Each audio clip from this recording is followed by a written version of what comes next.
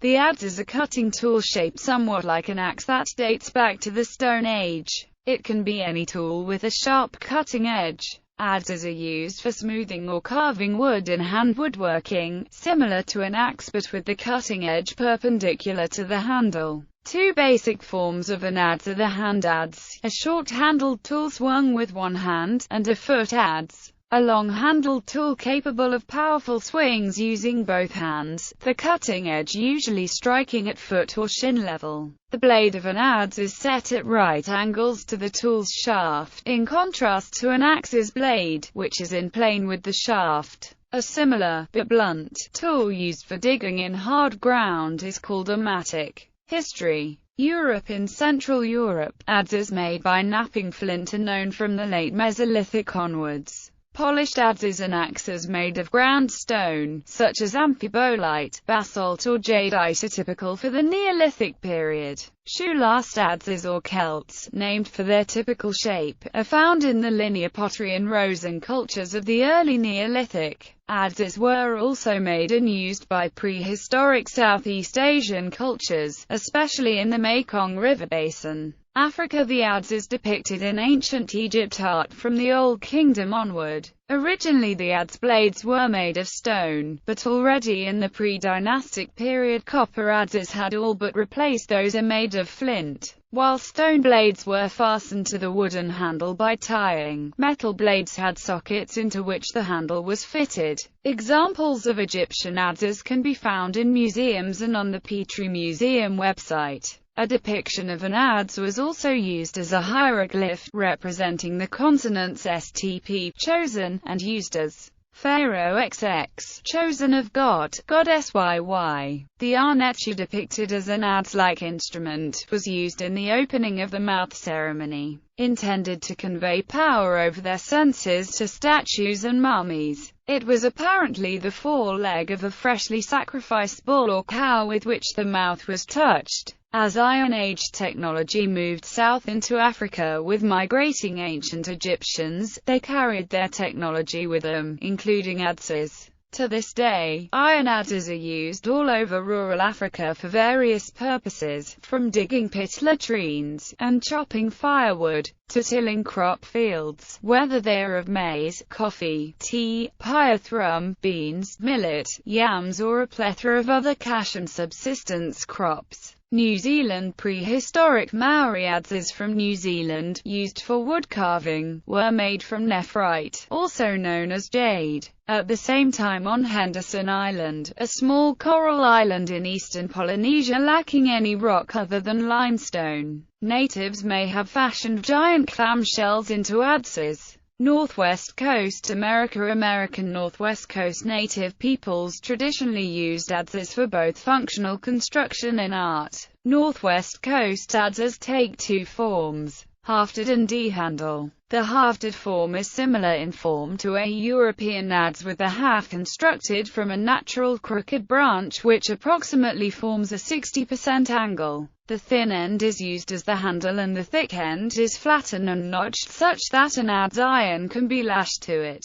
Modern hafts are sometimes constructed from a sword blank with a dowel added for strength at the crook. The second form is the D-handle adze, which is basically an adze iron with a directly attached handle. The D-handle therefore provides no mechanical leverage. Northwest Coast adzes are often classified by size and iron shape versus roll. As with European adzes, iron shapes include straight, gutter and lipped, where larger Northwest adzes are similar in size to their European counterparts. The smaller sizes are typically much lighter, such that they can be used for the detailed smoothing, shaping and surface texturing required for figure carving. Final surfacing is sometimes performed with a crooked knife. New Guinea and Melanesia ground stone adzes are still in use by a variety of people in Irian Jaya, Papua New Guinea and some of the smaller islands of Melanesia and Micronesia. The hard stone is ground on a riverine rock with the help of water until it has got the desired shape.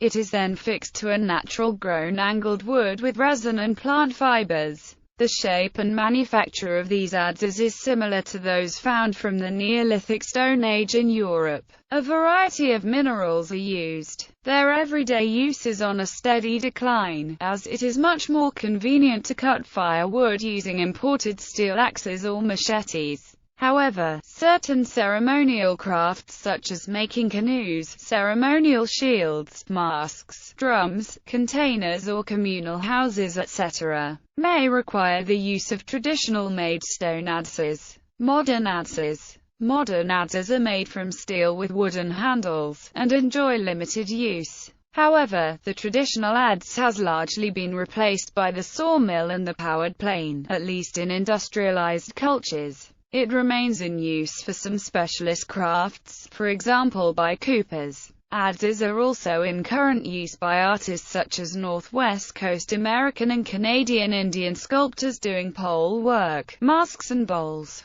Foot adze. Adzes are used for removing heavy waste, leveling, shaping, or trimming the surfaces of timber and boards. Generally, the user stands astride a board or log and swings the adze downwards between his feet, chipping off pieces of wood, moving backwards as they go and leaving a relatively smooth surface behind. Foot adzes are most commonly known as shipbuilders' or carpenters' adzes. They range in size from 0 to 5, being 3 1/4 to 4 3/4 pounds, with the cutting edge 3 inches to 4.5 inches wide. On the modern steel adze, the cutting edge may be flat for smoothing work to very rounded for hollowing work such as bowls, gutters and canoes. The shoulders or sides of an adze may be curved, called a lipped adze, used for notching. The end away from the cutting edge is called the pole and be of different shapes, generally flat or a pin pole. Carpenter's adze, a heavy adze, often with very steep curves, and a very heavy, blunt pole. The weight of this adze makes it unsuitable for sustained overhead adzing. Railroad adze, a carpenter's adze which had its bit extended in an effort to limit the breaking of handles when shaping railroad ties. Early examples in New England began showing up approximately in the 1940s-1950s. The initial prototypes clearly showed a weld where the extension was attached. Shipwrights adze, a lighter and more versatile adze than the carpenter's adze. This was designed to be used in a variety of positions, including overhead, as well as in front on waist and chest level. Lipped shipwrights adze, a variation of the shipwrights adze. It features a wider than normal bit, whose outside edges are sharply turned up, so that when gazing directly down the adze, from bit to eye, the cutting edge resembles an extremely wide and often very flat U. This adze was mainly used for shaping cross grain, such as for joining planks. Another group of adzes can be differentiated by the handles. The D-handled adzes have a handle where the hand can be wrapped around the D, close to the bit. These adzes closely follow traditional forms in that the bit or tooth is not wrapped around the handle as a head. The head of an ice axe typically possesses an adze for chopping raw steps in ice. A firefighter tool called the Halligan bar has a dull adze on one end of the bar. This bar is a multi-purpose tool for forcible entry of a structure and demolition, with a forked pry bar on one end and an adze and spike on the other, called the adze end. Demolition adze. A demolition adze has a dull edge and is used for separating materials in the demolition or salvage of old buildings. Hand adze. There are also a number of specialist, short-handled adzes used by coopers, wainwrights, chair makers, and bowl and trough making. Many of these have shorter handles for control and more curve in the head to allow better clearance for shorter cuts. Bibliography. Leo Verhart, Contact in Stone. Adzes, Kyle and Spitzauen in the Lower Rhine Basin. Neolithic stone tools and the transition from Mesolithic to Neolithic in Belgium and the Netherlands, 5300 to 4000 Cal BC. Journal of Archaeology in the Low Countries 4:1.